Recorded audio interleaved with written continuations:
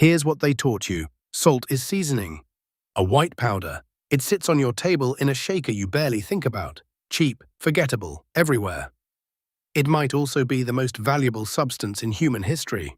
Roman soldiers were paid in it. That's where the word salary comes from. Wars were fought over it. Empires rose because they controlled it, and collapsed when they lost it. Cities were built on top of it. People starved without it. So here's the question: how did the thing in your kitchen cabinet, the cheapest ingredient you own, once cost more than gold? To understand salt, you have to forget refrigerators exist. For almost all of human history, food rotted fast. You killed an animal, you had days before it was poison. You harvested fish, it spoiled before you could carry it home. Hunger wasn't a season, it was a constant threat that arrived every few days. Then humans figured out something that changed everything. Pack meat in salt, and it stops rotting. Not for days, for months, years even. Think about what that means. Salt didn't just flavor food. Salt stored time. It let you survive winter. It let you travel further than your last meal. It let armies march without starving. It let cities grow beyond what local farms could feed. Salt wasn't a luxury, it was the technology that made everything else possible. And the human body needs it to live. Without salt, your nerves stop firing, your muscles fail, you die. We are, quite literally, built around the stuff. So you have a substance every human must eat to survive. And that unlocks the ability to store food. What happens to something like that? It becomes power. Across the Sahara, traders moved salt in slabs the size of doorways.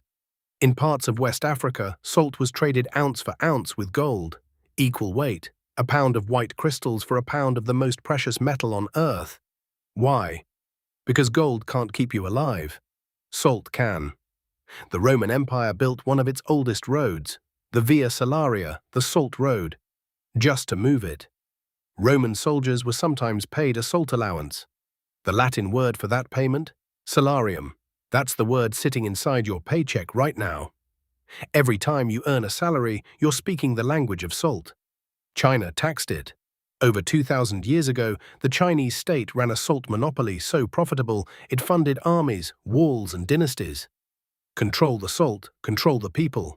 Because if you control the one thing everybody must buy, you control everybody. Venice, the floating city, the merchant empire, didn't get rich on silk or spice first. It got rich on salt. They controlled the supply, set the price, and used the profits to build a navy that ruled the Mediterranean. The pattern is always the same. Find the salt, control the salt, build an empire on it. And here's the part that should stop you. These civilizations weren't copying each other. China, Rome, West Africa, the Maya, separated by oceans, by centuries, by everything. None of them knew what the others were doing, and every single one of them, independently, arrived at the same conclusion. Salt is wealth, salt is power, salt is worth fighting for. When humans on opposite ends of the earth, who have never met, all decide the same plain white mineral is worth its weight in gold. That's not a coincidence, that's a signal. It's telling you something true about what the human body needs and what human societies will organize themselves around. Salt even toppled power. The salt tax was so hated in France, it helped fuel a revolution. In 1930, Gandhi walked 240 miles to the sea to make salt from seawater, breaking the British monopoly with a fistful of mud and crystals. An empire that ruled a fifth of the planet, challenged by a man and a pinch of salt. Think about that. The same substance that built empires was used to break them. So why salt? Why this out of everything? Because of where we came from. Life began in the ocean, salt water, and when our ancestors crawled onto land, they had to carry a piece of that ocean inside them. Your blood, your sweat, your tears, they're all salty. That's not poetry, that's chemistry. You are carrying a tiny ancient sea in your veins, and salt is what keeps it balanced. Lose too much, and you die. So evolution did something clever. It made salt taste good. It wired your brain to crave it, to seek it out, to never forget where to find it. That craving is millions of years old. It's older than civilization, older than language. The reason salt could build empires is that every human walking the earth was born already needing it, born already wanting it. Empires didn't make salt valuable, biology did. The kings and traders just figured out how to profit from a hunger that was already written into us.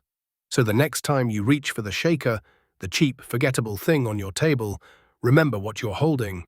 You're holding the reason cities could exist, the thing soldiers were paid in, the mineral that balanced against gold, funded dynasties, and sparked revolutions.